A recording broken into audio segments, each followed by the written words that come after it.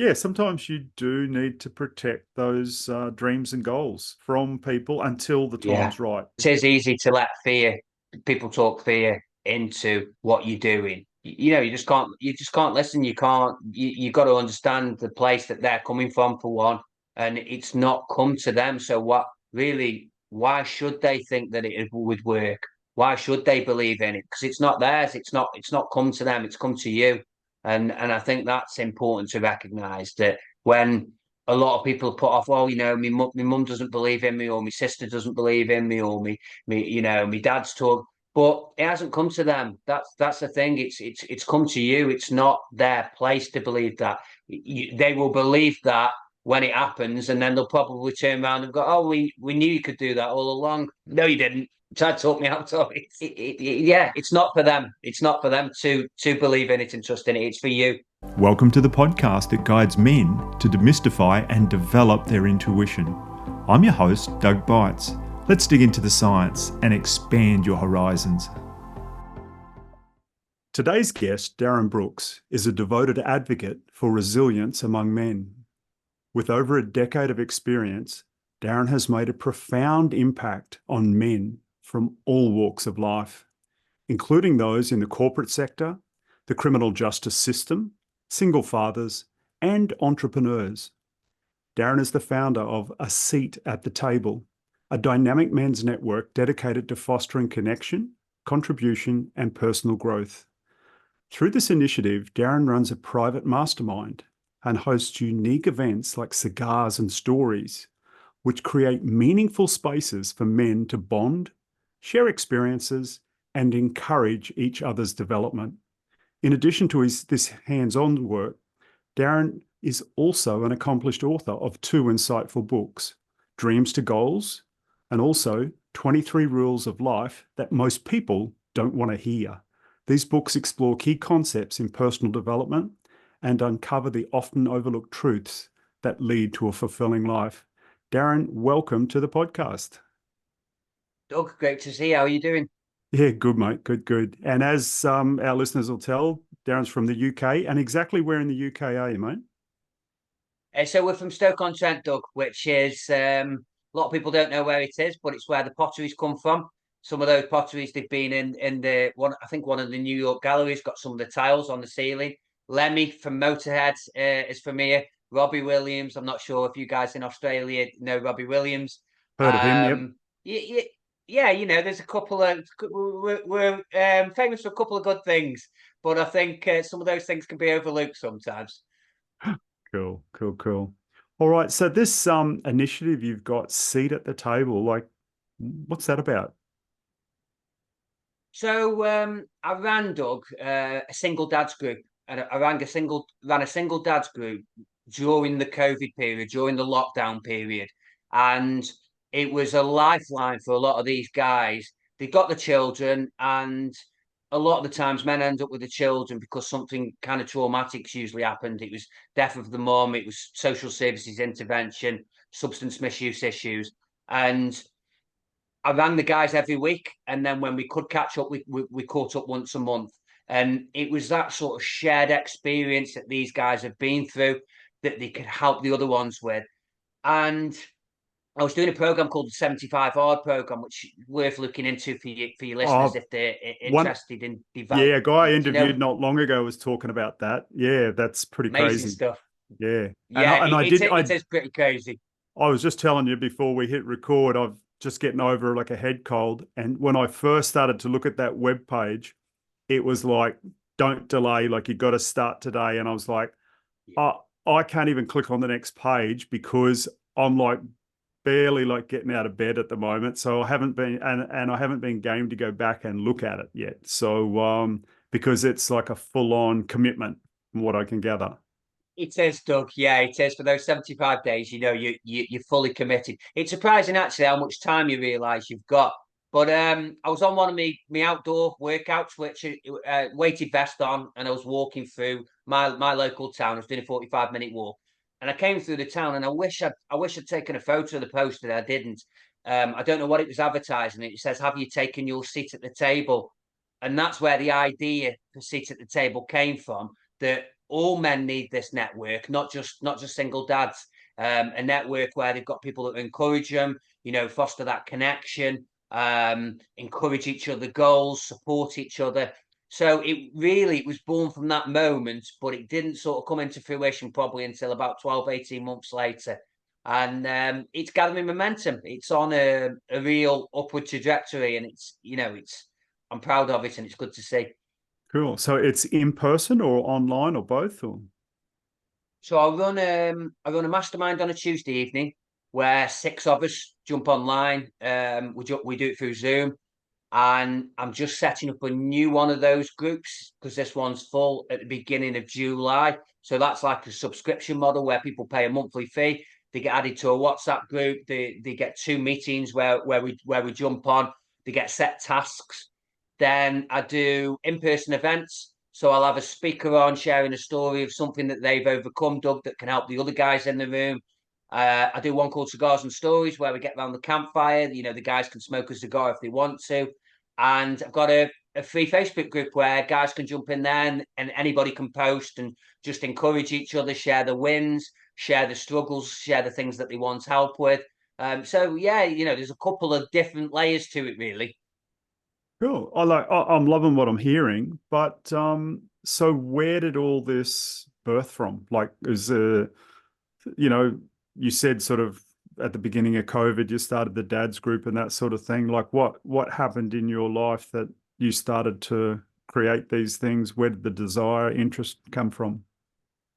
I think there was, I don't think there was like kind of one set thing, Doug. There wasn't one pivotal moment. One of the things through the COVID time, I think, I was seeing people crumble. Um, a lot of tough stuff happened to people, businesses closing, things like that. But people like kind of crumbling a little bit with the mental health. And I think if you've got a strong network around you, regardless of whether it's sharing your wins or whether it's that support that's needed at that time, I think it's a win-win. It's a win-win if you've got people to share your accomplishments with you, amazing. But if you've also got people to pull you up when you fall down, that's also important. So that was one element of it. There's probably an element maybe from sort of childhood of not feeling like you had a seat at the table, maybe in some ways, which is something I've thought about at a later time.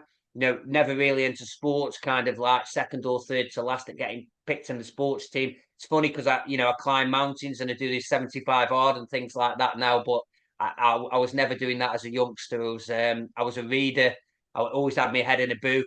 I wouldn't say geeky, but maybe a little bit closer towards that end than the sort of sportsman side of things. So there was probably an element to that. But yeah, I can't think of like one pivotal moment apart from really coming away from the dads group, because the dads group was a funded thing through a charity, and thinking this is what all men need. All men need this network around them. Your wife or your partner will encourage you in certain ways, but healthy competition amongst guys, I think, will really sort of elevate you. I think my partner's absolutely amazing, but she wants what's best for me. If I turned around and said I wasn't going climbing that mountain yesterday, she would have been perfectly happy with that. Yeah, yeah, true. Yeah, I hear you on that one. Yeah, yeah. I got a message off her, and it's like, just message me, let me know when you're in the car on the way home. Don't worry, I will. Yeah.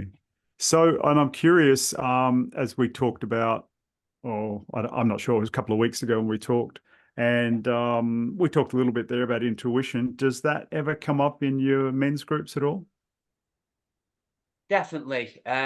Going back, Doug, from what we spoke about, I made two of my sort of biggest business decisions by following my intuition, and a lot of the time I've not been tapped into that. And I wouldn't say seriously bad things have happened, but it's taken me down a route that I really didn't want to go down, whether it be in relationships, whether it be in friendships. And I think intuitively knowing knowing the guys that you want around you it is important. And I've had a couple of people that are very much like take, take, take. taking your time, taking your energy. You're on the phone and constantly sort of repeating the same problems. Like, I look at it that I want to really hear about your problem once. Then it's like, right, how are we going to solve this? And for some reason, whether that's the intuition, this group is attracting at the minute the right sort of guys. The right guys are coming into this fold, and I think I'm a lot better now by following that gut feeling on if something doesn't feel right about a person, then not pursuing that relationship in any way. Where I've pursued those. I've had the wrong people around me as a youngster in my 20s. Had people around me, big drinkers, out every night, and kind of get that feeling now on very first impressions of a person. I tap into that, how I feel on that first time, where what I would previously do is always been looking for the best in people, which I think we should definitely do as a person. But if something feels wrong about that relationship, I no longer pursue those relationships anymore. So that definitely comes into it. Yeah, yeah. So, and like at the men's groups, do you like you have a theme for the week sort of thing that you discuss? And I'm just curious, like, is does intuition ever been a theme sort of like that men discuss specifically, or do you have a theme, or do you just like wing it and see what happens?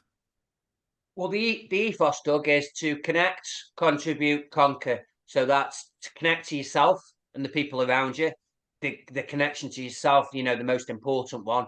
Contribute to the development of yourself and the development of your brothers, the seat at the table guys, and conquer. Go away and conquer your goals, personal, professional, or conquer your demons. So everything that we kind of do on each meeting sort of falls under one of those three. So it would be connection one week, contribute the following week, conquer the third week, and then the fourth week, just whatever kind of like sort of feels right at the time. And I think that connection to yourself, intuition has certainly fallen under that like quite a few times. We'll talk about meditation, we'll talk about visualization, we'll talk about intuition and tapping into that feeling. There was actually a post on the group. It might have been actually after I spoke to you that I put a post on the group, and I shared that experience of following that intuition and when I haven't and what had happened. And there were some really good comments on there about the guys that, every time I haven't followed that, one of them, in his words, everything's fucked up. And when he has, everything's kind of blossomed in a really healthy and productive manner. Yeah. Well, I know I've got all sorts of notes on my computer on, like for teaching men and that sort of thing. Elevator notes, if someone says, what do you do? Like da da da da. And I've got down there like one of the reasons men should develop their intuition, and I've just got it written just plain as day, so they don't fuck up their lives. Like Right. it doesn't get any clearer than that. And No. I'm I not love being that. vulgar. It's just No. I've seen so many men fuck up their lives. Like, Yeah. you, you Definitely. know, and there's that saying from 150 years ago in the States. David Henry Thoreau, I think his name was, he said, most men live lives of quiet Quiet desperation. desperation. And Yeah, so I love that. I just find not following your intuition is going to lead you Yeah. down that road of being quietly desperate. Yeah, yeah, absolutely. 100%, Doug, and and I've been that guy. I did a talk the other day at a perinatal event, and it was funny. There was about 48 women there, and there was two guys. Perinatal very often thought of thinking from the woman's side, and it was me sharing my own experiences, and I shared that quote that I was in Spain. I was drinking every night. I was using recreational drugs. I knew people in the bars. I knew DJs. I'm handing out flyers to get people in bars. And from the outset, people sort of thought, oh, he's living a dream. He lives in Spain and he's doing this. And I was that guy who was living lives of quiet desperation. I was living for the day, no real goals, no real path forward. And I wasn't following what I wanted to do, which was I always wanted to write a book. I wanted to write a book from 12 years old. And I think that sort of dis-ease that I felt throughout that time was because I wasn't following what my intuition was, and it was that you need to write this book. And I come back. We came back. I met my daughter's mum over there. We came back, and we'd been back a month. Funnily enough, we'd been back. We got back in the 2007. We got back in the August with the idea of saving up, and we were going to go to Australia. Funnily enough, and 3 weeks later, she was pregnant, and she didn't. She was told, I think, at 19 years old, that she'd had cancerous cells, and she was told by the doctor at the time, it's highly unlikely that you will have children. So she was constantly telling herself that. Um, we were in Spain for 2 years. Come back within a couple of weeks, she was pregnant. So the whole trajectory of life completely changed. Initially, I was absolutely terrified, but then it changed for the better as like time went on. But it's funny that since following, my intuition, I've written the book, I've written the second book, and all the things that I'm doing now are probably things that I wanted to do from 12, 13, 14 years old. I was in the Cubs. I was sat around fires with guys. I absolutely loved that. Now I'm sat around fires with grown men, sharing stories like we did in Cubs, only we're blokes. Yeah, yeah, that's beautiful. It's yeah, it's not well, I mean, really, for me, I guess following my intuition does bring amazing, awesome things in my life. But when we don't follow it, we're miserable. We know what we should be doing and we're not, so our self-esteem drops. It's either you're either growing or you're dying. Like, and if you're not growing, and you've written the book on goals, you could tell us 100 times more than I could tell us about it. Um, if we're not moving forward, we're not progressing, we're going backwards. And that's we can tolerate that for a week or a month or two. But after Yeah, that, it becomes crap. Like it's like we start to get down on ourselves. We feel guilty. We know better. We don't do it. And, the quiet desperation sort of pops its head up. And then it just hangs around and it gets stronger and it gets real comfortable on the couch and it's not leaving. And, yeah. and there's so much outside noise as well, Doug, to take us away from that. There's I like how Joe Rogan puts it. He puts it as the golden nugget, the golden nugget of retirement. Say, for example, you're pursuing business and it's quite difficult at the beginning, but you see this golden nugget of the company car and the great retirement package. And it pulls people in, and it pulls, especially, I think it's especially for men, it pulls them away from what they really feel like they need to be doing. And initially, and it might be for 3, 4, 6 months that this golden nugget that pulled them away is brilliant, and then slowly but surely, like you say, they're dying inside. Um, and but I think you've got to be very mindful of what those traps are and what these things are that are trying to pull you away from what you feel you should be doing, because they're everywhere. They're everywhere in relationship. You're in a relationship and you feel that this person's right for you. You see someone else who's good looking, or somebody else who speaks to you. Everything is trying to pull you in a different direction, and you've got to be strong on your foundation that this is what I want, this is where I want to go, and follow that relentlessly. Yeah. And for those listening, I don't suggest anyone has to believe how I believe, but I believe that we have benevolent assistance, invisible, that's trying to help us out. And it's trying to communicate with us whatever way it can. And it can be many, many different ways. And that's in there. I believe they're intuitive signals that they give to us, or synchronicities, or things like that. And for me, one that I get that, like if I was an 8-year-old girl, you'd think, oh, that would be an awesome, like, little sign to get. But for me, it's butterflies. Right. And if occasionally if I'm making a really big decision, like which way to go, whatever, and I've sort of like committed to this is the way I'm going to go, it, I'll see two butterflies like flying around Right. each other right in front of me, like around my head. And I'm like, oh, okay, I get it. I get it. Like, yep, I know it took me a while to Okay. push myself and make and pull, pull the button and push the button, whatever, and make this decision. And I'm getting this like confirmation, this synchronicity, like boom, and I guess I feel a bit like an 8-year-old girl, like because I've got these little butterflies flying around me. Yeah. But it's just a sign. And Yeah. it's two of them. And I never got to meet my grandmothers. They died a long, long, long, long time before I was born. Right. And I just, many years ago, I had a revelation that both of them are part of my little team that keep me Right. in line, keep me Yeah. informed. And, are those butterflies flying around a representation of my two grandmothers? Maybe, maybe not. I don't know. But for me, when I follow it, it makes me feel happy.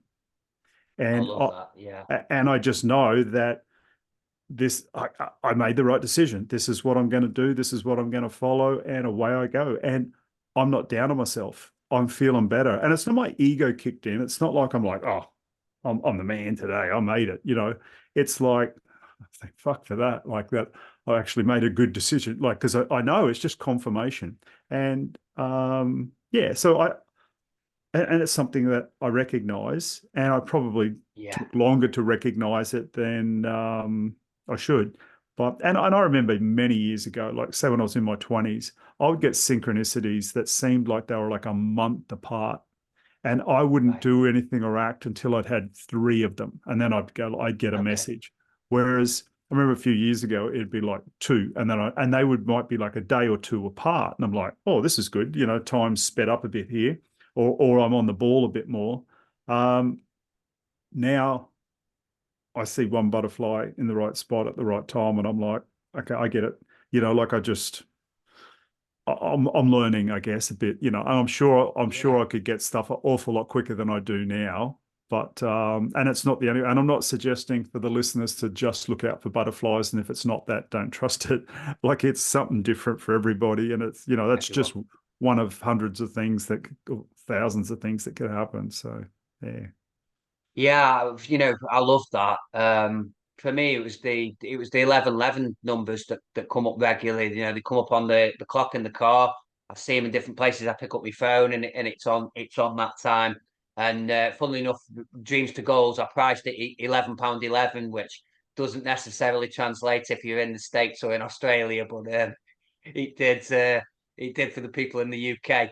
And yeah, I see it regularly, and it just reaffirms that I'm on the right path and to keep going on the path that I'm on, because I see these things. I do some work with the criminal justice system, and I get the emails on these amazing jobs that come up that would bring a lot more money in now initially rather than down the line. And they're trying to pull you away from your purpose. And I'm getting better and better at just scrolling past, just going past that email, because stuff like that is there all the time, and it's there to test you. It's there to test you to see if you're serious about what you really want to do, and what you want to give to the world. The value, the people that you want to help. And but I see it pulling a lot of men. I do see it pulling a lot of men away from what they really want to do. When you really dig deep and you say, what do you really want to do? A lot of the time with guys, it's not what they're doing. Mm, quite often. Yeah. I mean, that's like the acronym for a job, JOB, just over broke. And you talk Yeah, to most people that have a job, and I'm not criticizing jobs, but they just seem to be designed to keep us just over broke so that we definitely. can't escape from that system very easily at all. And it's yeah, I They do. years Yeah, ago they do.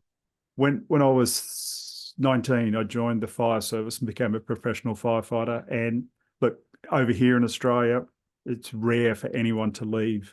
But at 29 years old, I put in my resignation, and I was packed my wife and three young boys up to move to a tropical island just north of the equator to build a little Right. dive resort. And which was really like wild for like, and I remember one of the guys who'd been there longer than me, and he's probably a good 10 years older than me, and his children were older. And he came to me and he said, I admire what you're doing, but he said, I could never do it. Like, it's too scary for me. Like, I've kids and moving and da da da. And I said to him, I hear you, Bill. I completely understand. But there's one thing that's far more scary than that for me. And it's Yeah. two words: if only. If Yeah. Yeah. only I tried. I said to him, Bill, I can't, for me to get to 65, like retirement age for a typical job, and just sit there and say those two words to myself: if only I tried. Yeah. If only I'd tried. And Yeah. I know my little group in the fire service, there was 8 of us started on the same day. We did our 4-month Right. training together. After about 4 years, one of the guys in my group had a car accident, banged his knee up pretty bad. So he went out on medical grounds, like no longer fit to be a professional firefighter. But to the best of my knowledge, the other 6 guys are still there. Now, that was 41 years ago. Yeah. So they don't leave. They just don't leave. Yeah. And when I had announced I was leaving, one of my good mates at the time, he came to me and he said, years ago, he said, my uncle approached me about moving to Fiji to manage his business or something over there. And he said, talked to my wife and we decided, oh, it was a bit too scary sort of to do. And I said, oh, okay, like whatever. I mean, it wasn't him starting his own business. He was still going to be working for someone. Yeah. Um, but he quickly brought it up when there was this tropical island theme, like could have moved my wife and family to a tropical island, guaranteed job, guaranteed income. His uncle, and he was a really good guy. You would know why his uncle would want Yeah. him to go there and look after it, Right. because he was a very responsible, mature person. Um, but I was actually only today I thought of that, which I hadn't thought about for a really long time. And I thought, I wonder if he ever lives in any sort of regret from. Regret. And look, maybe he made the right decision not to go. I don't know, Yeah. Yeah. but I do wonder, what, yeah, the opportunities come and go. And Yeah. One of the powerful things that really sort of was quite a big inspiration for my first book, Dreams to Gold, was the Les Brown quote, Doug. And it's imagine you're on your deathbed and the ghosts of all the ideas, all the dreams came to you and they're standing around your bed and they say, we came to you and you didn't listen and now we're going to die with you. And yeah, I thought, that power of regret is so more powerful than a lot of emotions and feelings, really.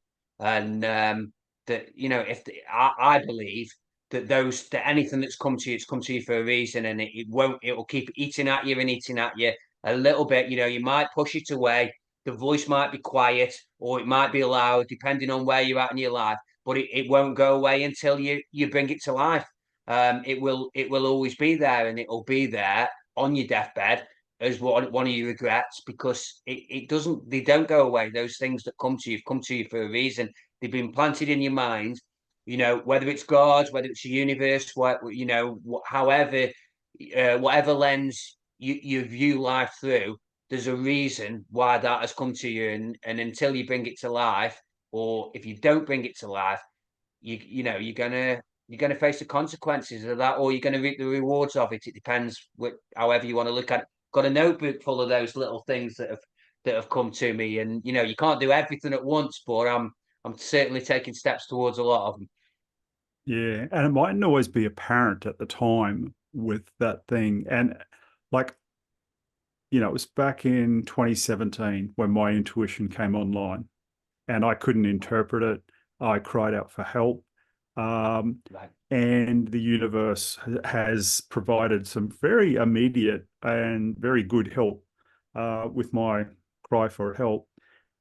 But just last week, I interviewed a particular person, and while I was interviewing them, things started to come to light to me a little bit more. And then in a meditation after I spoke to that person, and that person is like, I don't usually interview like mediums, but Right. they approached me and I sort of like Okay. had a look at their website and stuff. And it was like, oh, this looks, this person's like on the ball. Like Yeah. this person is steak on the plate as well. Like they're not like pie in the sky, airy fairy. Right. So I went with it and I interviewed her. And I actually messaged her back a day or two later and I said, since we spoke and we recorded the podcast, I've had things come to nothing to do with what we talked about during the podcast, Right.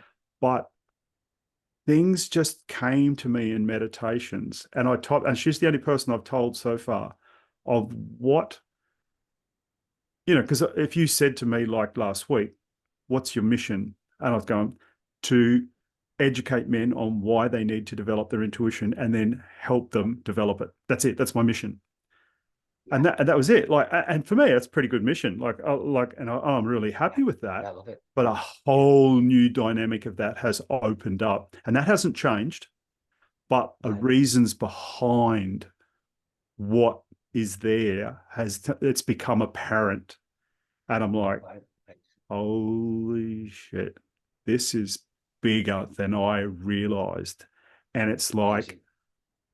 I can't let this go. I have to keep Yeah. this going. And it doesn't mean I'm going to be doing this for the rest of my life, Mm. but for the next couple of years at least, this is what's Yeah. happening. And I've got Right. my sense of purpose of why I'm doing it has changed from intuitive information that's come as well Yeah. and spoken to me personally. It hasn't been spoken through a person. Did that medium?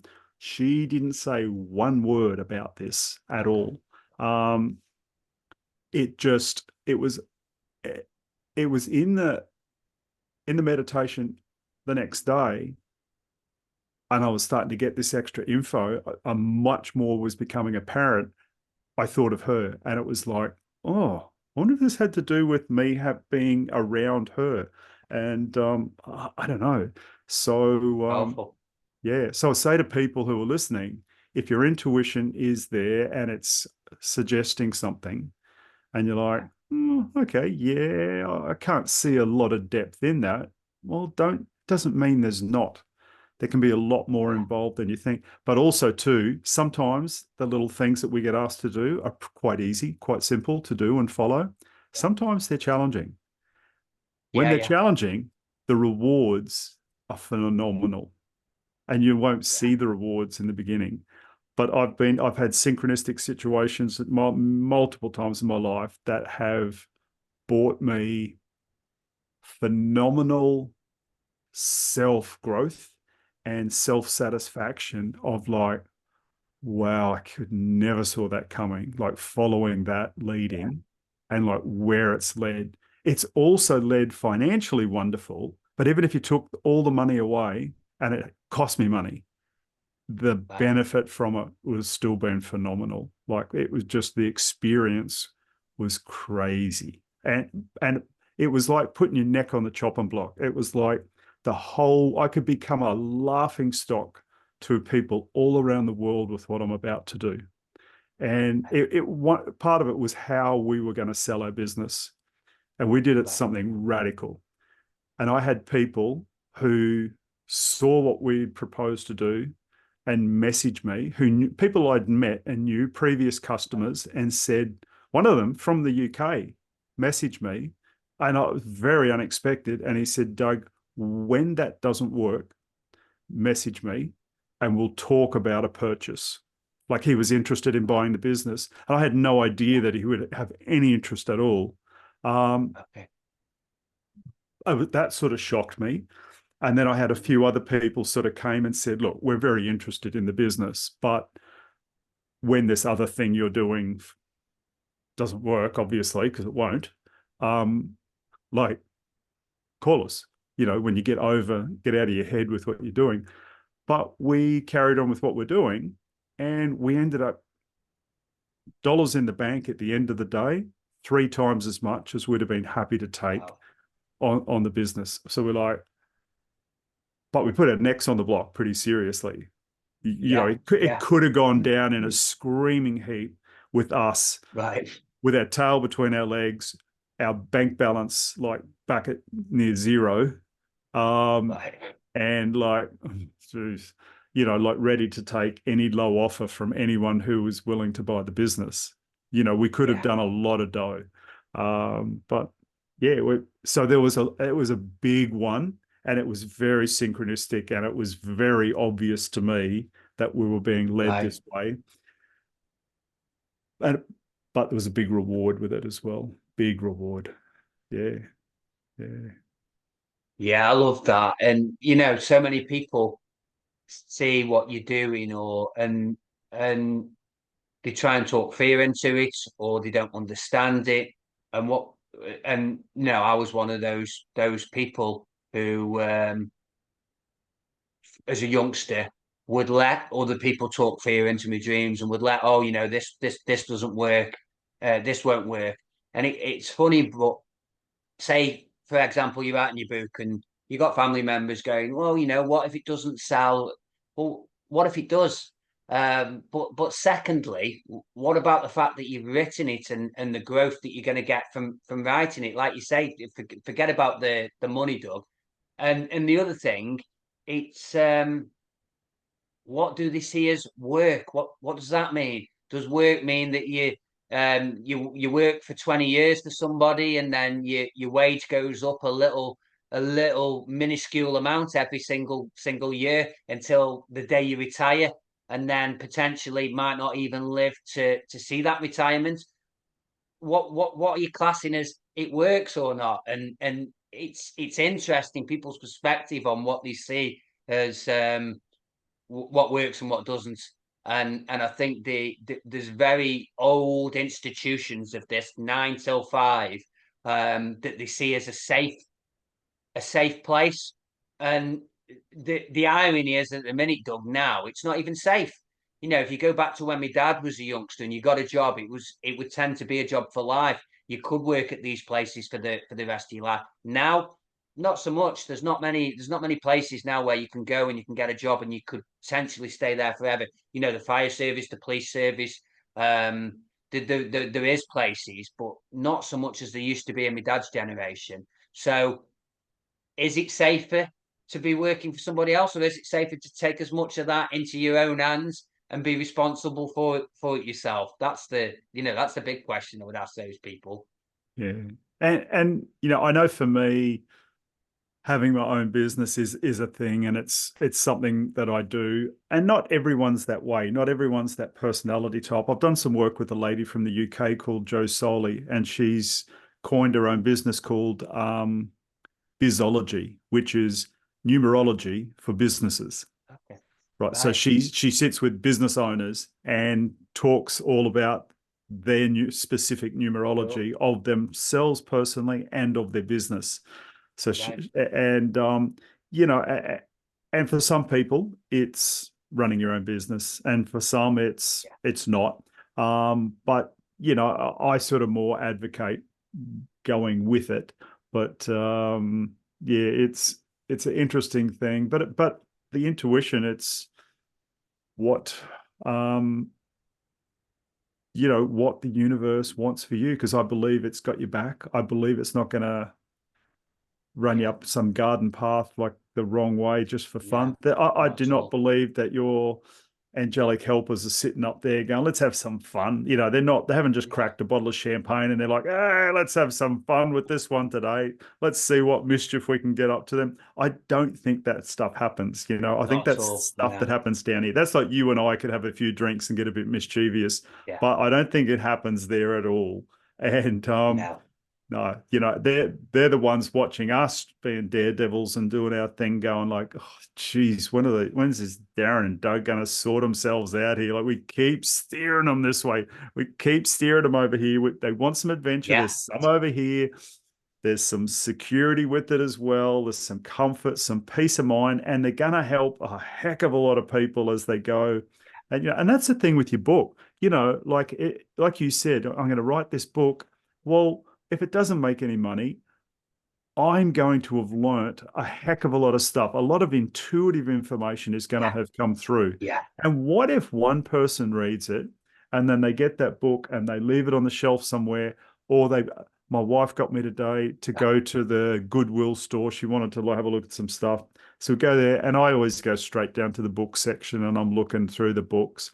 Now, what if I'd have picked someone's book up, or your book up today, that someone yeah, had for a couple of years and got put in good, and I'm like, and it was like, I've gone home and read something and it stopped me committing suicide. Or yeah. It's just it's exactly what you needed. it's propelled me and motivated me, and I've gone, oh, like this, and so like my guides have been able to, they like 4 years ago whispered in your guide's ears and said, oi, get Darren to write this down, right? Yeah, Because we can see that 4 years time, that book's going you to need like this. end up in Australia, and Doug's going to pick it up and read that third chapter, second Yeah, paragraph, and it's just going to blow his socks, because on the day he opens that, it's the full moon in Cancer over Libra under, I don't know any of that stuff. I hear people yeah, talk about it, you know what I mean? And I'm not making fun of it, but it's like, bang, we're going yeah, to hit it. We're going to hit him on a day where it's just going to glow off the page at him, and he's not going to miss it. And it's going to propel him. And it's not because we want him to be good or clever, but him propelling into that is going to move into action. And then that's going to save 10 other lives in the next 4 years. yeah, And then one guy after that is going to come out and he's the next Gandhi. It's got nothing to do with me, and yeah, I never even know about it, right? Because yeah. you sat and wrote the book. No, yeah, no coincidences. It's all happened exactly as it should happen. Yeah. Exactly that, Doug. That's the thing, and it's funny because I wrote my third book and I finished it, and it was 60,000 words, which I think Dreams to Goals comes in at about 40,000. 23 Rules of Life was a little bit more, and the third book specifically aimed at men, and I finished it, and I had that proud moment. I finished it. A couple of people read through it, really, really liked it. I always sent it to a few people in my circle. And when I went through it, it didn't feel right. It didn't feel right. I felt like a lot of the work I do with men, I felt like this is playing more into the issues we've got in masculinity in society at the minute. It's not offering solutions. So I shelved it, completely shelved it, and I will. No, I haven't yet, but I will start it again. And people are like, "You mad? You finished it. It was good." And it's like, but it doesn't feel right. I can't put that book out into the universe because it just simply doesn't feel right, and I can't explain to them why. There's no bits in there that can say, oh, it's this bit, it's that bit. It simply doesn't feel right. Yeah, interesting. Yeah, and you've got that gut feel, like Yeah, what it's whatever. There's no rushing or hurry. It's just there's things to do, no, there's things to get done, but as they'll get done in the right time or yeah, whatever. And yeah, it's yeah, and you've did like, well, what about all the time you've spent on that? Well, all that time I found out in myself what doesn't work. So brilliant. yeah, It, exactly. Yeah. I found what I think. I'm quite a reader, but for maybe men that I'm probably trying to hit with this book. Some men aren't big readers and they want, I've got a book here, Stephen Pressfield's great. I don't know if you read that, Doug. It's a great little book. Stephen Pressfield, Do the Work. Very, very thin, very concise, but very hard hitting and to the point. And I'd read this, and that was what, when I read through that, I thought this is just not right, and I want something more concise and more just straight to the point, because I think men will just digest it a lot better. Yeah. Um, So so that maybe it's Steve, that, maybe it's too long. true. So that's Stephen Pressfield. He's an author and he teaches authors. Is that right? Yeah, he Yeah. writes fiction as well. That's that's a non-fiction personal development book, but he writes all sorts. Yeah, I'm thinking, gee, that name's super familiar, and I think I get an email from him once a week with writing tips and stuff on it. Yeah, Yeah, yeah, brilliant. yeah. Yeah. I listened to one of his ebooks a couple of years ago. It was very, very good. What was it? Not the War of Art. Yeah, that's the one. Yeah, Yeah, that's on next on my list of that is. yeah, yeah, yeah. Very good. Like really, really good. Yeah, it comes up with some concepts in there I hadn't heard before. Very, very good. Yeah. Yeah, there's a lot of references in that one to that book as well. So I'm gonna grab that next. Yeah, yeah, excellent. Um, Something I was going to ask you is what is your biggest fear? Um, I would say that my biggest fear is that you put all this work in on your business, on all this stuff that I'm doing with men, and it maybe financially doesn't take me to a place that I want to be where I can do certain things with my family. Like my partner's from Kansas. Um, so the long term goal is to go between the two countries. A few months over in Kansas, a few months in the UK. House in both and travel between the two. But it's funny because everything I'm doing tells me that that that's not going to be true anyway. You don't need to worry about that fear. So that feeling that what I'm doing um, is all leading towards that anyway, um, kind of reaffirms that you don't need to worry about that. So that would be my biggest fear, but it gets quashed every time I'm taking another step. Really, if that makes sense. Hmm, interesting. See, Interesting. I think because of wanting to spend time in both places, it's creating a business which a lot of my events at the minute are in the UK. So it's creating a business that will facilitate that. That I would need to be doing events in the States as well as events over here. But funnily enough, a month or so ago, the first guy the first guy who's mentioned putting the cigars and stories on in the States is a friend of Holly's who's in Kansas. So it's kind of the universe saying, you don't need to worry about that. We've got it. Yeah. Because you've already got that down pat. You've done it. You've experienced the frequency of that event. You Yeah, experienced the frequency of putting it together for the first time at home. So to go yeah, to a new location, you've already got half of it done. Like you know the frequency, the vibe of what needs to happen, how to set it up, where to set it up. So yeah. definitely.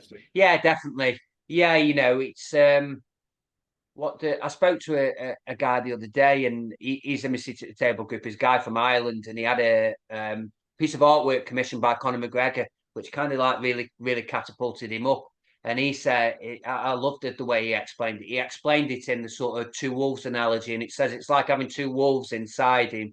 That one is this driven, hardworking individual that will go after what he wants in life, and the others, the imposter syndrome, feeling like, oh, you shouldn't be doing that, you shouldn't be good. And he says it's like a constant battle between those two. He feels, and I thought, I like that way of explaining it. I like the two wolves analogy used in a different way, anyway. Of the one where you can tap into fear, hate, or you can tap into love, kindness, and I like that. But yeah, I liked that way of explaining it, and I think yeah, it's making sure you tap into the go getter, the one that's going after it, and not let the other one sneak in. But it does sneak in every now and then. So was that Conor McGregor having those fear, that doubt and that sort of thing? No, so it was the Or was guy. the So artist? he's yeah, the artist, and Conor McGregor commissioned a piece which he shared on his Instagram, and it just like boosted this guy through the roof. He very doing very, very well financially. got a good family, and we're meeting up. We met through social media, but we're meeting up in July for the first time, which I'm really excited about. We've had such good chats on the phone, but we've never actually met face to face. We've just communicated through WhatsApp and things, but we're catching up in July. So we'll be on the phone for an hour or so, just chatting away. But even though we've never met, Yeah. Because I reckon that Conor McGregor would have that imposter syndrome at times as well. I'm sure. Like definitely, he's not much different to you and I. He's done more, no, like put the three of us in the ring. There's only he's going to come out. I don't know what you're like, but yeah, like, like he'd be Super carrying me him, out yeah, if he didn't throw me out. But yeah, like he still puts his pants on the same. He still has doubts and fears and definitely, wonders if he's making the right decision for his family. yeah, He's still a protector and a provider. And 100% done. you know, yeah, yeah. So it's all And the funnily same. enough, one of this guy, he's been in some rooms now with some like quite successful people that's all come from doing this artwork.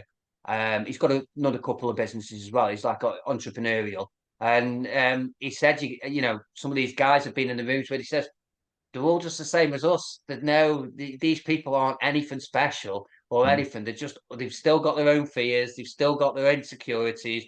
And they've also got the drive, the enthusiasm, and the love for what they do. Like just the same as anybody. Yeah, I know. When I joined the fire service at 19, I had my aspirations and eventually coming off the trucks and having a desk job and being like a fire safety officer, inspecting, auditing buildings for fire safety. I thought that would be so cool when I'm 19, and I watched those guys who were doing it then sort of walk out of the building, get into the car to go and inspect a high-rise building or something somewhere. And then about 7 years later, I managed to get into that department and I was sort of hung around there for a year. And I used to then eat in the, in the lunchroom with all the guys and the chief. And it's like you sit there and you hear, and in the beginning, you're not even sure where to sit, like you're like, whoa. And after you've been there a couple of weeks, you're thinking, this is really disappointing. These guys are Yeah, just you absolute put them on a bogans. pedestal. They're just Yeah, bogans like the rest of us downstairs who are sitting in the lunchroom ready to respond to an emergency. Like the yeah, dinner table talk, the lunch table talk was the same. Like it was, and I'm like, yeah, oh, I mean, I think that was part of the reason, one of many reasons why I eventually decided to leave because it was just like I'm thinking I joined at 19. I'm going to be here till I'm 65. Like, oh, this is not where I thought it was. Like, this is not as exciting or as interesting. We didn't go to anywhere near as many emergencies as people think you do. right. In the developed world, firefighters respond to emergencies 3% of their working day. Like, that's it. The rest of the time, you're training, practicing, developing Right. your table tennis skills, volleyball Yeah, skills, et cetera, or as people dream up and think all the firefighters working out in the gym all day so they can go in the calendar, like that ain't happening. Yeah, it's yeah, just another job and everyone's just the yeah, same, yeah. I remember one day our chief, we had, this back in this day, this is over 20 years ago, we had probably about 5,000 permanent firefighters in the state. And the chief commissioner, he was somewhere where I was one day and he overheard me asking someone for a ride, like to get to another station. Like I needed to go, like, right. and leave now so I can get there and do whatever. And he just wanted by and he said, "Oh, you need a ride." And I went, "Yeah." He goes, "I'm going right past." And I knew he was, but it's not like I was going to go and ask him. Like he was like 5 ranks above me. And I was like, "Oh, sure." And so the guys around me sort of looked at me, and I'm like, I don't know, like, I don't know what's going on here. And he's a really nice guy, so I wasn't concerned. And Yeah, so for the next 40 minutes, the chief commissioner for the state got to sit in the car with him, and he was a really nice guy. But just realized, and he did about 95% of the talking, and he's just a totally normal guy. A lot of right. fears, a lot of, and he didn't let his fears overcome him. I mean, he wouldn't have got to the level he was at if he was someone who was living a life of quiet desperation. A very intuitive man, And we never used that Right. word intuition. And at the time, I didn't know what it was or anything like that anyway. Yeah. But in hindsight, he was very intuitive, Right. etc. But yeah, very, very normal person, and Yeah. made you realize that we all have issues. And Definitely. yeah, yeah, no, it's Yeah. and developing our intuition is extremely helpful to us long term. I see it as a bit of a like a cheat. If you're playing a computer game, it's like a permanent cheat once you've developed it. You get that sixth sense. You get those messages come through, and if you're in a racing car game and it just kept telling you every time you get to this corner, take it wide, don't cut the corner, Yeah. and the other cars Yeah. get cut the corner and they get a windscreen full of mud or something, and you don't, Yeah. you just go around it, and it takes you half a second or a second longer to go out around it, but it's just clear sailing every time you do because you got that message and you stick to it. You get to know it. So Definitely. yeah, Yeah. It's funny, that story really resonates. When I was at the O'Connor Centre, there was a guy who he was in the rehab and he worked through the program, he got himself clear and he was doing everything that was keeping him well. And he started working there a couple of years later. And he said that he couldn't believe that everybody there had all their own problems and all because he put everybody up on this pedestal because they'd helped him on his recovery journey, that he thought they were all like superhuman and like none of them fell out with the wife or had any problems or and he said it was a bit deflating at first, but then kind of like sort of buzzed him up because he thought, well, they're all just normal. They're all just normal people. And it's yeah. I imagine whatever rooms you're sitting in, everyone's got their own fears, their own insecurities, and but some people, exactly as you say, Doug, I think that's the difference. Some people don't let those stop them from going towards what they want, and I think that's the difference. That the fear that I'll lose money, or the fear that you lose friends, or whatever those fears are. And I think on a business journey, I think some of those people do drop off, but I also believe that they were meant to drop off. yeah, very much, very, very much. So I'm curious if you could go back in time, back to your, say, teenage self. And I remember myself, hormones are raging, can't wait till hair starts to grow under your arms and, like so Yeah. that you fit in with all the other guys. Back around that sort of stage, thinking of the emotions that you were going through, the thoughts that were going through your head at the time. If you could go back and sit down across the table from that teenage boy, what would you tell him? It's funny because I got asked a similar question along the same lines like a few weeks ago, and I said I wouldn't have listened. That's the problem. Where where I was, I was 44 a couple of weeks ago, and I'm implementing some of the stuff that my dad taught me or told me about when I was younger. Now at 44, and those lessons are are helping me now. In my 40s. Um, but that's half a joke. But in all seriousness, what I would say is that whatever's come to you, you can achieve. That would be the most important thing. That you want to write this book, you can write this book. But the other big thing is that everything won't be in the right place before you do it. One of my favorite quotes, Doug, is by Rumi: as you step out on the way appears. And I think so many people think that they've got to have all these things in place before they step out. That once you step out, everything starts happening. All the right people start coming to you. You start seeing the right things. The universe sends you what you. Just for an example, I started. I decided this year, right, I'm going to write my book. Um, 4 days, I think, maybe after New Year. It might have been a little bit longer. I saw a guy who I've got as a friend who's a coach on Facebook was holding an interview with somebody that helped authors to get their book published. It was a couple of days later because I had no idea how to go about it. We connected.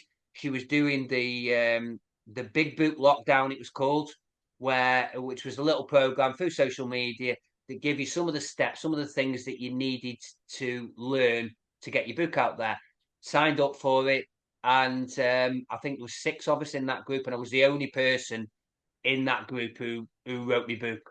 And when asked when you were going to write your book, I said I'm going to have to write it every day. I know my own pitfalls, and if I don't write it every day, if it doesn't become a habit, I'll drift off it. I'll come back to it. So it's got to be every day. Some people are like, oh, I'm going to write it at the weekend. I'm going to write it when I've got time for the kids.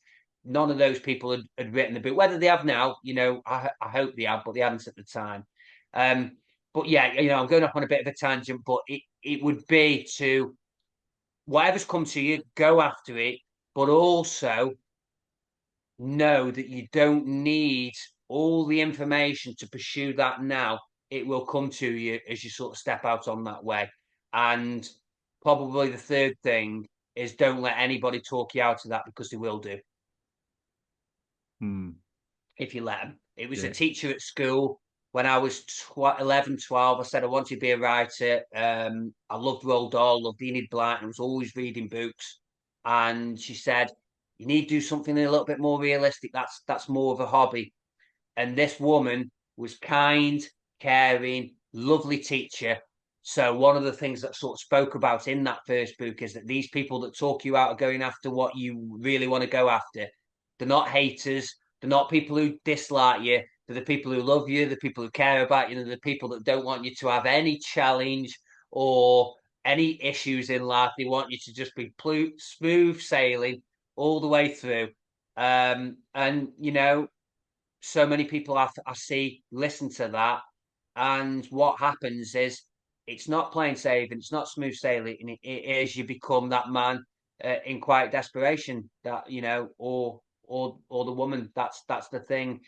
Avoiding struggle. I don't even really want to call it struggle. I don't think that's the right word, but avoiding challenge will lead to misery later on down the line. Anything worth having there will be challenges along the way. There will be an event that you put on where only 2 or 3 people turn up.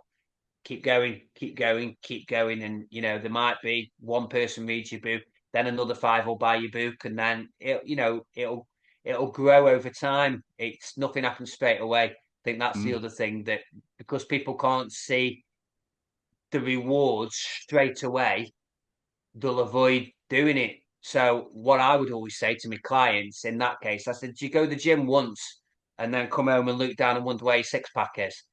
No, that's just insane. Well, exactly. That's the same with pursuing your goals. If you're expecting something to happen overnight, it isn't going to. It's going to. You're taking the steps now that you will reap the rewards of later on down the line. Exactly. Yeah.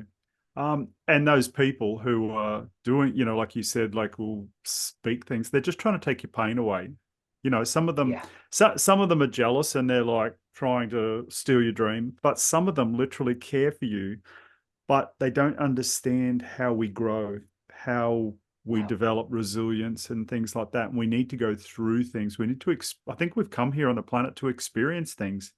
And definitely do. I know, Yeah, like when I talked about, we built that little scuba resort over on that island, we told nobody in the beginning. Like my wife and I made a pact between ourselves that we were telling no one. And right, then, and like, it was like months before we did. And we were like looking, at all this stuff and making all these inquiries and getting all this information. We would have we'd hear a car pull up out the front. We'd have to like get all this stuff and then pick it up off the coffee table and take it into our right, bedroom and hide. So like, because it took us literally 2 years from when we come up with the idea to when we actually got on a plane and lobbed on the island. right, Oh, like actually, I can't even remember because it's that long ago now, whether that's when we lobbed onto the island or that's when no, that's when we would have lobbed onto the island. It took 2 years. Like it was and it wasn't because we were slack. yeah, sure, There was no yeah, internet back in those days. We would be on the right, phone. We would be on a fax and waiting for someone right, to reply. And particularly when you're dealing with the time appreciation in the islands, plenty much time yeah, later, and yeah, we just, because we didn't want people stealing our dream. and we knew. Right. There was a Yeah. yeah, and we'd heard these sort of things of, people getting their dreams stolen. And then so same thing, when the synchronicity came and it was time to wind that business up and move it on, this idea was so radical that and I didn't even actually come up with the idea, but the synchronicities did Right. run by me so that when the idea was presented to me, it was the second synchronicity in a day Okay. or two, and it was like, oh, okay, yep, I'm on board. Um, and we then needed to convince my wife, because I had the Right. synchronicity, like, yeah, but she didn't have them, I did. And but again, for the next year, there was 12 people on the planet who knew what we were going to do, because it was the Wow. first time it was ever going to happen, and that was part of our marketing, world first. And we marketed it that way, and Right. it worked really well. But again, it was a big thing. So we kept it to ourselves. We didn't just go telling everybody, because Yeah. everybody was going to tell us it wasn't going to work. Everyone. Right. Um, and I so love that. we had Yeah. to like keep ourselves positive. So, but we had to get a website built. So we found a total stranger and got him to build, the website. We had to get a Right. professional videographer to make a video for us. So we flew that person to the island and they ran around. And that was easy to cover that because it was a promotion of, a tourist promotion video. Like, so Yeah. everybody just was on board with that. That's great. No one realized what we were doing with the footage once it was Right. done. And so we had like a couple of people like that who were complete outsiders. We swore them to secrecy, and they just thought it was a crazy idea, but they were happy to take our Yeah. money. And they're like, "Yeah, sure, we'll do it. Yeah, get to go to a tropical island Yeah. for a week and film. Sure, I'm there." Yeah. The website guy didn't get that luxury, but Right. yeah. So yeah, sometimes you do need to protect those dreams and goals from people until the Yeah. time's right. Yeah, yeah. So not Yeah. always, but yeah. It is easy to let people talk fear into what you're doing, and you just you just can't listen. You got to understand the place that they're coming from, for one, and it's not come to them. So what really, why should they think that it would work? Why should they believe in it? Because it's not theirs. It's not come to them. It's come to you. And I think that's important to recognize, that when a lot of people put off, well, my mum doesn't believe in me, or my sister doesn't believe in me, or my dad's talk, but it hasn't come to them. That's the thing. It's come to you. It's not their place to believe that. They will believe that when it happens, and then they'll probably turn around and go, "Oh, we knew you could do that all along." Uh, but no, you didn't. Tried to talk me out of it. But yeah, it's not for them. It's not for them to believe in it and trust in it. It's for you. That's the way I see it now. I haven't always seen it like that by any means.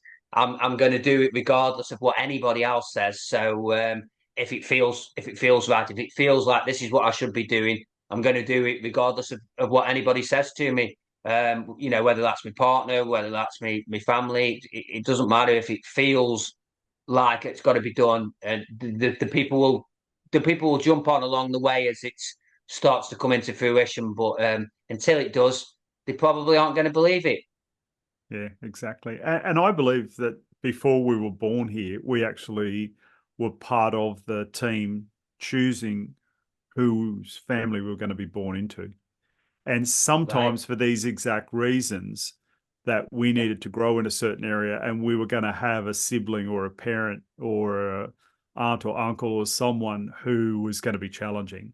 And we were going to Right. have to, every time there was something I like big that. happening in our lives, it wasn't just that that was big, we had to deal with this uncle or auntie or parent or Yeah. sibling as well in the midst of it, of there being a naysayer or throwing a spanner in the works or trying to like hog all the attention.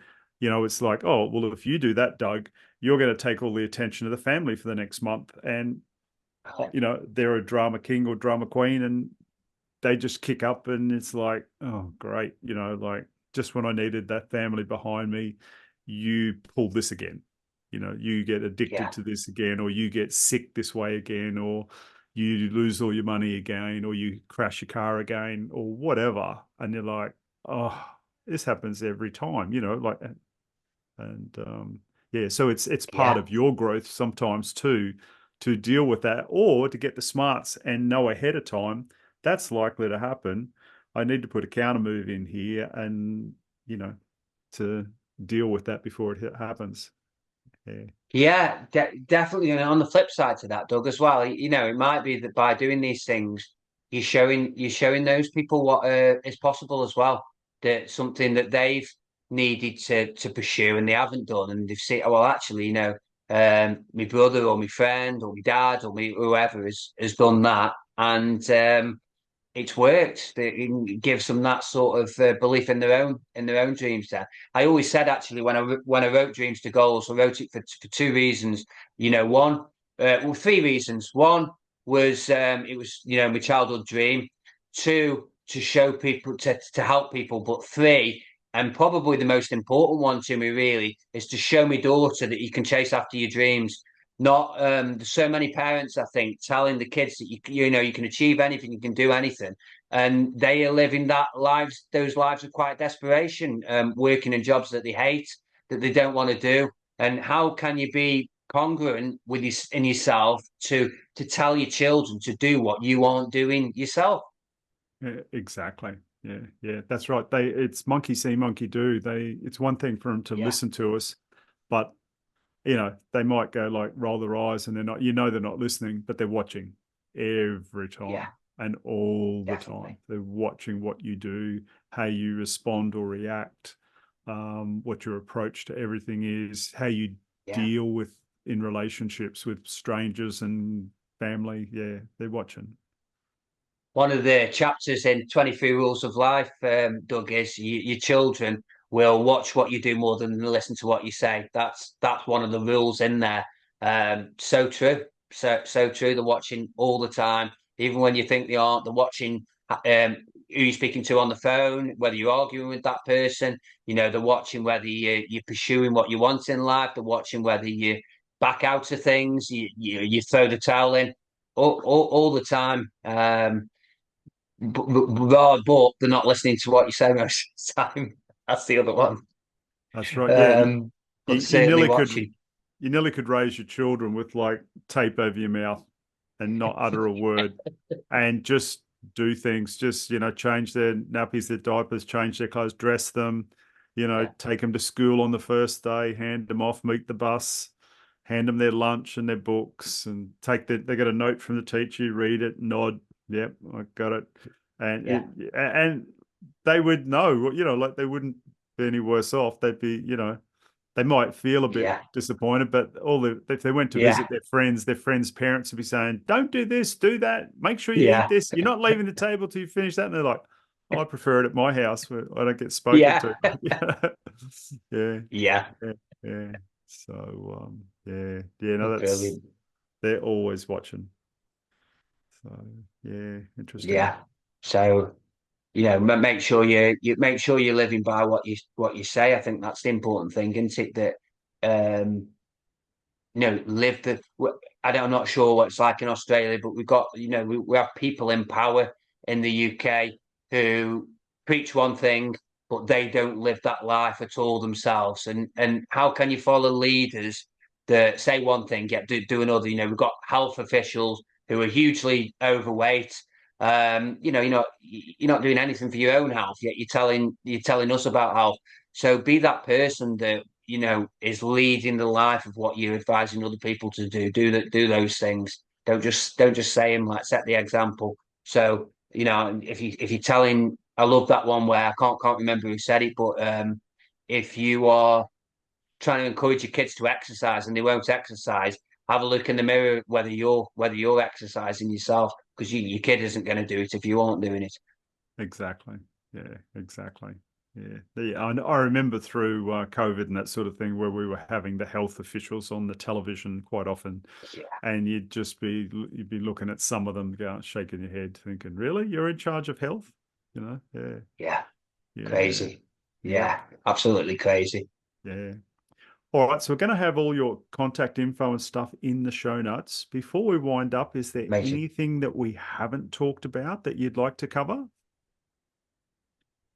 No, I think we've covered everything, Doug. Yeah, I really enjoyed that conversation. Just to the guys out there, if you need that network, I run a free seat at the table group. You don't pay to be in there, and it's just guys encouraging guys in there. There's somebody in from Thailand. There's a guy in from Switzerland who joined last week. I think there's one guy from America. So it'd be great to have some guys from Australia in as well. Awesome. Awesome. Yeah. So, and the contact details will be there and great. And you just all sit around on Zoom call and away you go. Yeah. Awesome. And how often are they? They're weekly? Oh no, I run the Zoom. The Zoom's like a paid membership thing, Doug, where people join. But there's a group. It's a Facebook group. There's people posting in there all the time. It's just uplifting. You can be having a bad day and you can go in there and it can give you that sort of bit burst of inspiration or motivation.